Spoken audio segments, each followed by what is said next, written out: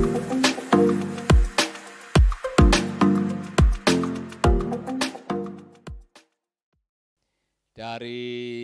Maluku, terutama yang dari Radio Shalom di Maluku Utara, saudara-saudara yang ada di Maluku Tenggara juga, yang mendengarkan radio dari jaringan Dian Mandiri yang ada di Moa dan Samlaki, dan saudara-saudara saya juga menyapa Anda semuanya yang ada di Bali, di NTT, Sulawesi, Kalimantan, kemudian Sumatera, dan yang paling aktif dari Sabah.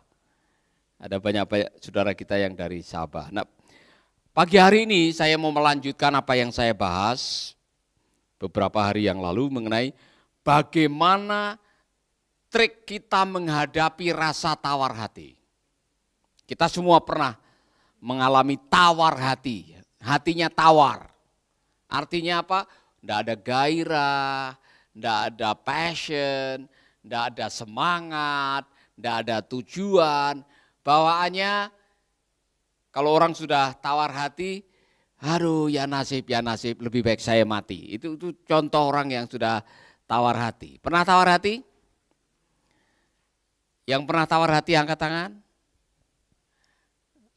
Yang belum pernah dan yang tidak angkat tangan, Anda bohong. Karena kita semua pasti pernah tawar hati. Nah, kita sudah membahas beberapa hari yang lalu rahasianya Rasul Paulus supaya tidak mudah tawar hati. Dia tahu identitasnya, dia tahu bagaimana bertahan, dia bertahan di dalam kasih anugerah Tuhan. Kemudian dia tidak hidup pura-pura. Masih ingat saudara-saudara, kita mengajak Anda semuanya untuk belajar dari Rasul Paulus, dan Rasul Paulus pada akhirnya bahkan mengatakan hati nurani saya bersih, silahkan menghakimi saya. Artinya dia genuine, autentik, dia hidup dengan apa adanya seperti dia. Nah, ini yang berikutnya ini lebih luar biasa lagi. Ayat yang ke-7, 2 Timotius pasal 4. Nah, saya menyalami Anda yang mendengarkan Making Life Better juga di beberapa tempat, seperti di Rote, Pulau Sabu, dan sebagainya. Nah, saya menyalami sahabat saya Pak Pendeta Sam Mulyadi yang ada di Kalimantan Barat nih sekarang. Ya, lagi bergabung, Yuan Dragon, Rashid Dinta, Bahtiar Marpaung, Horas, untuk semua yang ada di Medan. Nah, saudara-saudara, mari kita menyimak ayat yang ke-7, ini luar biasa. Perhatikan baik-baik. Tetapi harta ini kami punyai dalam bejana tanah liat, supaya nyata bahwa kekuatan yang melimpah-limpah itu berasal dari Allah, bukan dari diri kami. Ini pengakuan Rasul Paulus. Dia jabarkan kekuatan macam apa. Dalam segala hal kami ditindas, namun tidak terjepit. Kami habis akal, namun tidak putus asa. Kami dianiaya, namun tidak ditinggalkan sendirian. Kami dihempaskan, namun tidak binasa. Kita sudah membahas kemarin berapa kali kalam kapal, berapa kali dia dicambuk, setiap cambukan 39 kali. Berapa kali dia terapung-apung di tengah laut. Berapa kali dia menghadapi bahaya penyamun, bahaya orang-orang yang jahat, berkali-kali.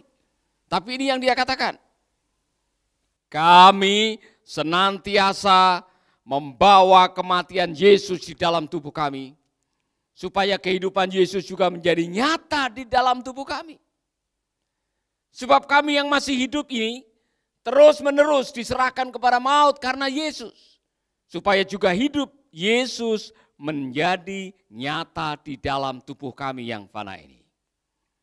Maka demikianlah maut giat di dalam diri kami dan hidup giat di dalam kamu. Namun karena kami memiliki roh iman yang sama seperti ada tertulis, aku percaya, sebab itu aku berkata-kata, maka kami juga percaya. Dan sebab itu kami juga berkata-kata. Karena kami tahu bahwa Ia yang telah membangkitkan Tuhan Yesus akan membangkitkan kami juga bersama-sama dengan Dia. Dan Ia akan menghadapkan kami bersama-sama dengan kamu kepada dirinya.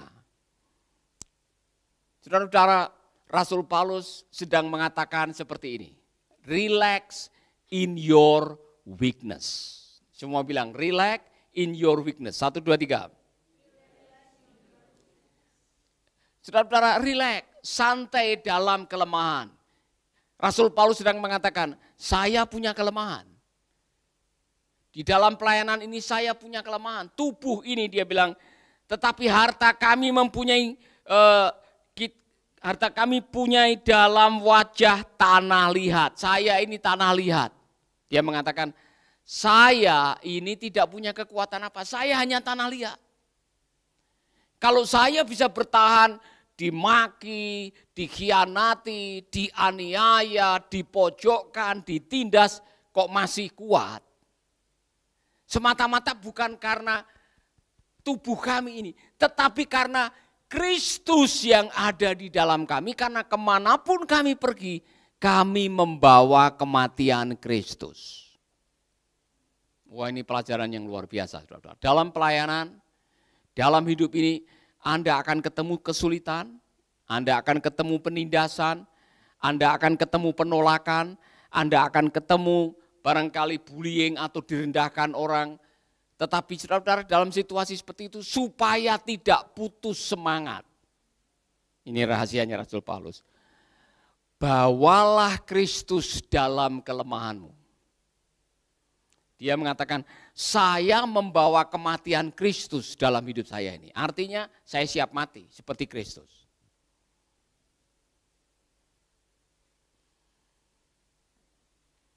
Buat dia yang namanya kelemahan itu adalah bagian dari kehidupan.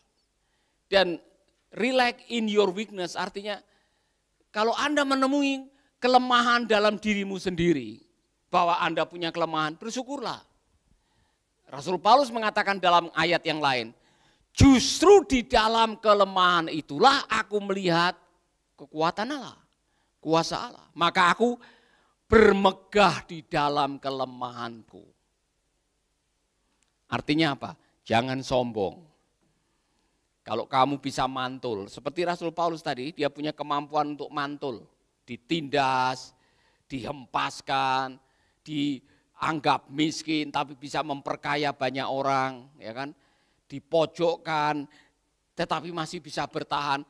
Itu semata-mata karena kekuatan yang datang dari Tuhan.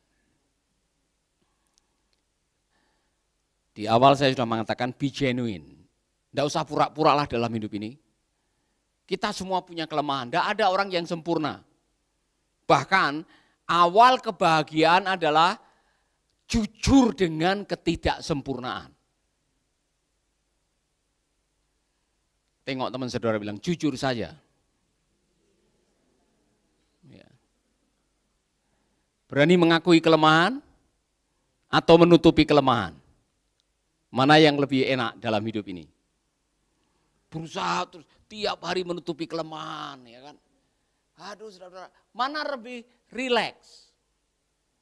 Hidup dengan apa adanya daripada hidup dengan nyari apa adanya, apa-apa dalam hidup orang lain. Maksudnya begini, mana lebih enak dalam hidup ini? Be authentic, jadilah dirimu sendiri atau pura-pura menjadi orang lain untuk menutupi kekurangan diri Anda. Mana lebih baik? Iya kan? Ya? Lebih baik jujur. Kita punya kelemahan. Saudara, Anda pasti punya kelemahan. Sekarang saya punya kelemahan. Bisa ingat wajah orang tapi lupa nama. Ya? Dan itu mulai terjadi mendekati umur 60 nih. Iya kan? Saya punya keanehan, saya perhatikan ini. Kalau di restoran, saya sulit berkomunikasi, sulit ngomong, rame, sulit konsentrasi. Tapi kalau ada nyamuk kentut di kamar sama putri itu, saya bisa dengar. Aneh sekali. Jadi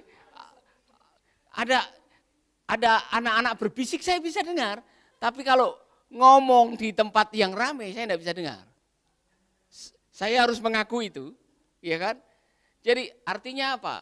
Saya enjoy dengan kelemahan ini, terimalah sebagai sebuah kenyataan. Saudara punya kelemahan, ya kan? Nah, misalkan aja di bagian kiri saya ini ada bekas, ya, bopeng, ya kan? Selama ini saya tidak ada masalah dengan bopeng saya tidak memperhatikan, ya kan? Istri saya yang memperhatikan. Kemudian diajak ke klinik untuk laser dan sebagainya. Buat saya di laser dan tidak di laser sama saja. Ya kan? Kemudian pakai dempul kalau pagi misalkan supaya tidak kelihatan. Saya rasa tidak pakai dempul sama saja. Ya kan? Ngerti maksudnya? Jadi kalau Anda memang dari sononya udah di bawah 145 cm, berbahagialah, ya kan? Mau pakai setengah meter juga, setelah dilepas itu sepatu, sama saja balik ke aslinya. Relax in your weakness. Apa, saudara-saudara? Relax in your weakness.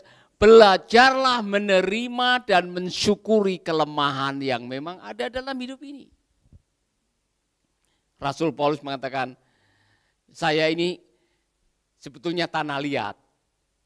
Kalau saya bisa kuat menghadapi segalanya karena ada Kristus di dalam hidup kami. Kekuatan Kristus yang memampukan kami. Amin. Mari kita lihat kembali ayat tadi. Jadi orang yang bisa menerima kelemahan dirinya, dia akan mempunyai kemampuan untuk bounce back. Bounce back. Tidak mudah putus asa. Seperti bola, kalau bola dijatuhkan, dia memantul, itu namanya bounce back. Setiap hamba Tuhan, setiap anak Tuhan harus punya kemampuan bounce back. Bounce, itu memantul. Dimaki-maki masih bisa senyum. Rasul Paulus dia mengatakan seperti ini. Dalam segala hal kami ditindas, namun tidak terjepit.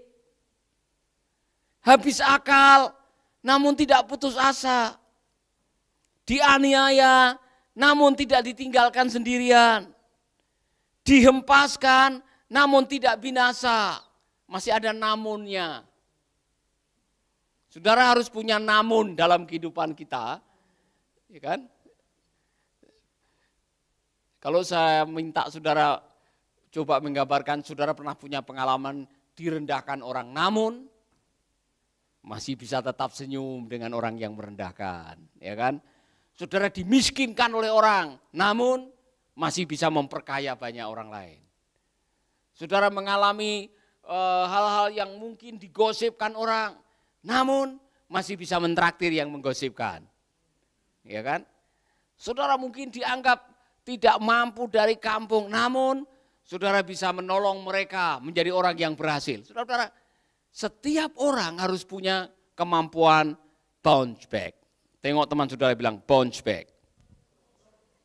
Haleluya. Jadi untuk Edison Pasaribu, Harun Lakim, saudara-saudara yang lagi nonton, saya mau cek, Anda punya enggak kemampuan bounce back? Coba teliti pengalaman Anda.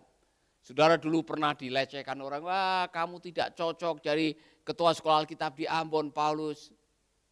Saya bertahan. Bahkan sampai babak ketiga baru meninggalkan Ambon. Ya kan? Kamu enggak bisa, kamu dari kampung. Saya dapat award. Ya kan? Bahkan menerima awardnya di Amerika.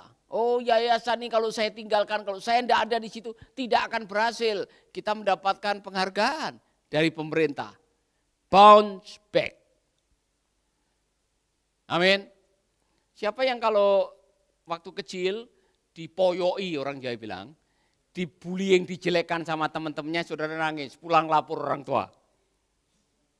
Ya kan? Pernah? Ya.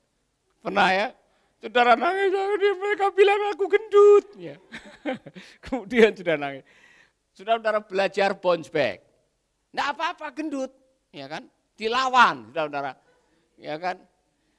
Ya kan? Nggak apa-apa saya pendek, ya kan? Kalau ada gempa saya mudah masuk ke kolong. Ya kan? Nggak apa-apa rambut saya botak atau kepala saya botak. Saya tidak perlu pakai sisir. Jadi saudara selalu menerima kelemahan dengan senang hati karena apa? Ada bounce back. Amin. Jadi jangan dikit-dikit kena masalah, putus asa, berhenti. Baru masuk ke pelayanan, dapat penolakan, diancam, sudah berhenti ketakutan. Jangan saudara, bounce back. Amin. Ini modal hidup yang luar biasa. Saya baca buku mengenai 10 resep orang sukses yang diteliti dari banyak orang sukses di dunia ini. Peneliti menemukan 10 trait atau 10 kebiasaan yang sama pada diri orang-orang yang sukses. Salah satunya adalah tidak mudah menyerah.